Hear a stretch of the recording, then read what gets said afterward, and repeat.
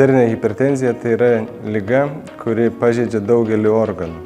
Ir daugelis žmonių nejaučia, kad serga arterinė hipertenzija, jie adaptuojasi prie to aukštesnio spaudimo ir su juo gyvena, o liga po truputį kenkia jiems. Ir negydant arterinės hipertenzijos padidėjęs kraujo spaudimas pažeidžia kraujagyslės visame organizme ir taip gali būti pažeidžiami daugelis organų, tai yra širdis, smegenys, inkstai ir kiti organai, kuriuose yra kraujagyslės.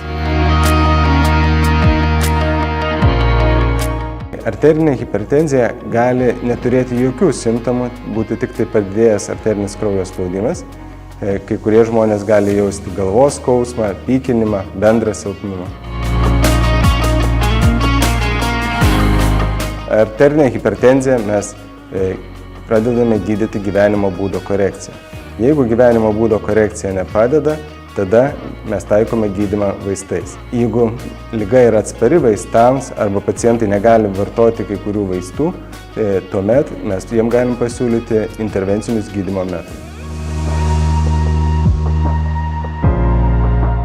Vienas iš šių metodų tai yra perkatiterinė inkstų arterijų denervacija, tai yra procedūra, kurios metu per nedidelę skylutę kirkšnyje įvedamas kateteris ir yra prideginami nervai ateinantis iš galvos smegenų inkstus ir to pasekoje sumažėja arterinis kraujo spaudimas. Dažniausiai tai yra lengva procedūra pacientai. Pacientai gali stotis ir eiti jau tą pačią dieną po procedūros ir reabilitacija jiems nėra reikalinga. Dažniausiai mes šią procedūrą atliekam pacientam sergantiem rezistentišką hipertenziją, tai yra tuomet, kuomet gydymas vaistais yra nepakankamai efektyvus, arba jeigu pacientai negali toleruoti tam tikrų vaistų. Šiuo metu ši procedūra yra atliekama Vilniaus Santaros klinikose ir Lietuvos sveikatos mokslų universiteto Kauno klinikose.